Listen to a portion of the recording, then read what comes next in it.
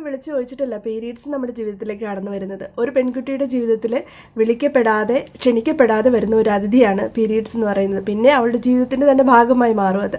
അപ്പം ചില കുട്ടികൾക്ക് അല്ലെങ്കിൽ ചില സ്ത്രീകൾക്ക് ഇത് ഒരുപാട് പ്രശ്നങ്ങളൊന്നും ഉണ്ടാക്കത്തില്ല, വളരെ സ്മൂത്തായിട്ട് ഹാൻഡിൽ ചെയ്യാനായിട്ട് സാധിക്കും. പക്ഷെ ചില കുട്ടികൾക്ക് അല്ലെങ്കിൽ ചില സ്ത്രീകൾക്ക് ഇതുണ്ടാക്കുന്ന കഷ്ടപ്പാടുകൾ അല്ലെങ്കിൽ ബുദ്ധിമുട്ടുകൾ വളരെ വലുതാണ്. അപ്പോൾ ഇതിനെക്കുറിച്ച് ഞാനൊരു സീരീസ് സ്റ്റാർട്ട് ചെയ്യുകയാണ്.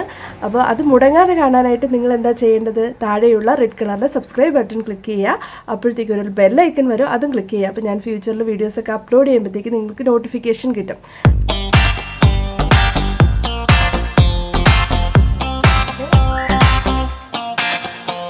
ഈ സീരീസിൽ നമ്മൾ ആദ്യം സ്റ്റാർട്ട് ചെയ്യാനായിട്ട് പോകുന്നത് പീരീഡ് ഹാക്സ് ആണ്. സ്കൂളിലും കോളേജിലൊക്കെ പഠിക്കുന്ന കുട്ടികൾക്ക് ഉപകാരപ്രദമാകുന്ന കുറച്ച് ഹാക്സ് ആണ്. ആദ്യമേ തന്നെ നമ്മൾ ചെയ്യേണ്ടത് നമ്മുടെ പീരീഡിനെ ട്രാക്ക് ചെയ്യുക എന്നുള്ളതാണ്. നമ്മൾക്ക് ഇപ്പോൾ 1-ാം തീയതിയാണ് പീരീഡ് ആയിട്ടുണ്ടെങ്കിൽ അവിടുന്ന് 28ാമത്തെ ദിവസമാണ് നമ്മൾ അടുത്ത പീരീഡ് ആകാനായിട്ടുള്ള സാധ്യത. അപ്പോൾ 28 ദിവസം കൂടുമ്പോഴാണ് നമ്മുടെ ഒരു സൈക്കിൾ കംപ്ലീറ്റ് ആകുന്നത്.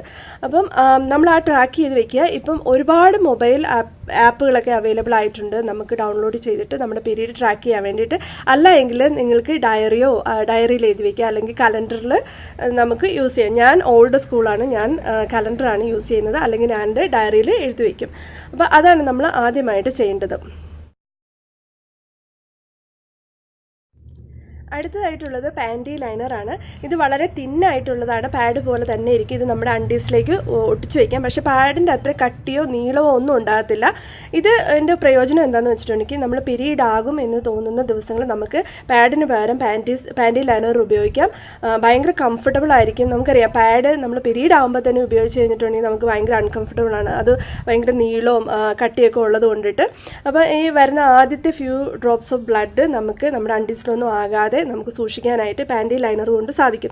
അത് മാത്രമല്ല, ചില കുട്ടികൾക്ക് പീരീഡ് ആകുന്നതിനെക്കാട്ടി തൊട്ട് മുമ്പ് 2-3 ദിവസം മുമ്പ് തൊട്ട് തന്നെ വജൈനൽ ഡിസ്ചാർജസ് ഒക്കെ ഉണ്ടാവും. അപ്പോൾ അങ്ങനെയുള്ള കുട്ടികൾക്ക് ആ ദിവസം തുടങ്ങിയ പാഡ് ഉപയോഗിക്കേണ്ട കാര്യമില്ല, പാൻറ്റി ലൈനർ ഉപയോഗിക്കാം.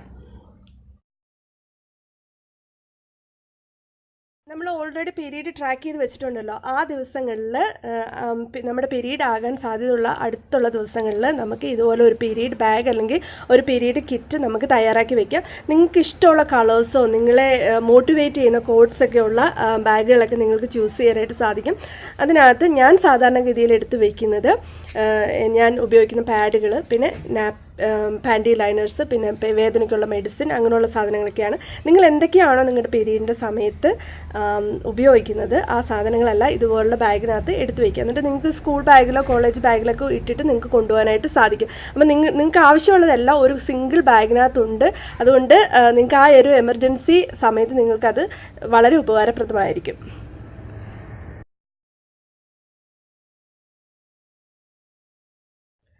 ഒരു പെൺകുട്ടി ഒരിക്കലും ആഗ്രഹിക്കാത്ത ഒരു കാര്യമാണ് നമ്മൾ പീരീഡായി അല്ലെങ്കിൽ നമ്മൾ ബ്ലഡ് സ്റ്റെയിൻഡ് ആയിട്ടുള്ള യൂണിഫോമോ അല്ലെങ്കിൽ ഡ്രസ്സുകളൊക്കെ ഇട്ടുകൊണ്ട് സ്കൂളിലും അല്ലെങ്കിൽ വീട്ടിലേക്ക് പോകുന്ന വഴിയിലൊക്കെ നടക്കുക എന്നുള്ളത്. ഭയങ്കര മാനസിക ബുദ്ധിമുട്ടുണ്ടാക്കുന്ന ഒരു കാര്യമാണ്. അത് അവോയ്ഡ് ചെയ്യാൻ വേണ്ടിയിട്ട് നമുക്ക് ചെയ്യാവുന്ന ഒരു കാര്യം എന്ന് പറഞ്ഞിട്ടുണ്ടെങ്കിൽ ഒരു പെയർ എക്സ്ട്രാ യൂണിഫോം അല്ലെങ്കിൽ നമുക്കൊരു ഡ്രസ്സ് കരുതുക എന്നുള്ളതാണ്. കൂടെ ഒരു അണ്ടീസും കൂടെ കരുതുക.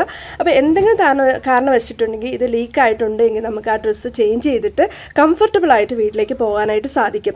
അത് മാത്രമല്ല, ഒരു കവറും കൂടെ കരുതുക. സ്റ്റെയിൻഡ് ആയിട്ടുള്ള ഡ്രസ്സുകൾ എടുത്തു വയ്ക്കാനായിട്ട്, നിങ്ങളുടെ ബാഗിലേക്ക് എടുത്തു വയ്ക്കാനായിട്ട് ഒരു പ്ലാസ്റ്റിക് കവറും കൂടെ കരുതുക. ചില സമയത്ത് പീരീഡ് വരുന്നത് ഇങ്ങനെയാണ്, ഒരു മുന്നറിയിപ്പും തരാതെ. അപ്പോൾ അങ്ങനെയുള്ള സിറ്റുവേഷനുകളിൽ ഒരു പക്ഷേ നമ്മുടെ കയ്യിൽ പാഡോ അല്ലെങ്കിൽ പാൻറ്റി ലൈനേഴ്സോ ഒന്നും ഉണ്ടാകത്തില്ല, നമ്മുടെ ഫ്രണ്ട്സൊന്നും ചിലപ്പോൾ അടുത്തുണ്ടാകത്തില്ല, അല്ലെങ്കിൽ അവരുടെ കയ്യിൽ ഇതൊന്നും അവൈലബിൾ ആയിട്ട് ഉണ്ടാകത്തില്ല. അങ്ങനത്തെ സിറ്റുവേഷനുകളിൽ നമുക്ക് ഉപയോഗിക്കാൻ പറ്റുന്ന കുറച്ച് എമർജൻസി പാഡുകളെ കുറിച്ചിട്ടാണ് നമ്മൾ ഡിസ്കസ് ചെയ്യാനായിട്ട് പോകുന്നത്. അപ്പോൾ ആദ്യമായിട്ട് നമുക്ക് യൂസ് ചെയ്യാൻ പറ്റുന്നത് നമ്മുടെ ഹാൻഡ് കീ ആണ്. ഇതുപോലെ കോട്ടൺ ഹാൻഡ് കീസ് ഉണ്ടെങ്കിൽ നമുക്കത് മടക്കി നമ്മുടെ അണ്ടീസിൽ വെച്ചിട്ട് ഉപയോഗിക്കാം. അല്ല എങ്കിൽ നിങ്ങളുടെ കയ്യിൽ ടിഷ്യൂസ് ഉണ്ടെങ്കിൽ അത് യൂസ് ചെയ്യാം. പിന്നെ ടോയ്ലറ്റ് റോൾസ് അവൈലബിൾ ആയിട്ട്, ടോയ്ലറ്റ് പേപ്പേഴ്സ് അവൈലബിൾ ആയിട്ടുള്ള സ്ഥലത്താണ് നിങ്ങൾ നിൽക്കുന്നതെങ്കിൽ അത് യൂസ് ചെയ്യാം, മടക്കി നിങ്ങളുടെ അണ്ടീസിൽ വെച്ചിട്ട് യൂസ് ചെയ്യാം. ഇനി എക്സ്ട്രീം സിറ്റുവേഷൻ അതൊന്നും അവൈലബിൾ ആയിട്ടുള്ള സ്ഥലത്തല്ല നിങ്ങൾ നിൽക്കുന്നതെങ്കിൽ നിങ്ങൾക്ക് നിങ്ങളുടെ സോക്സ് ഉപയോഗിക്കാം. ക്ലീൻ ആയിട്ടുള്ള സോക്സ് ആണെങ്കിൽ അത് ഉപയോഗിക്കാം. അപ്പം നിങ്ങളുടെ കയ്യിൽ സിംഗ്ലെറ്റ് ഉണ്ടെങ്കിൽ അത് ഉപയോഗിക്കാം, അല്ലെങ്കിൽ കോട്ടൺ ഷോളാണ് ഉണ്ടെങ്കിൽ അതിൻ്റെ അറ്റം മുറിച്ചിട്ടാണെങ്കിലും ഉപയോഗിക്കാം. പിന്നീട് ആ ഷോള് പോയി എന്ന് വിചാരിച്ച് വിഷമിക്കൊന്നും വേണ്ട, കാരണം നിങ്ങൾക്ക് അത് കളയേണ്ട കാര്യമൊന്നുമില്ല.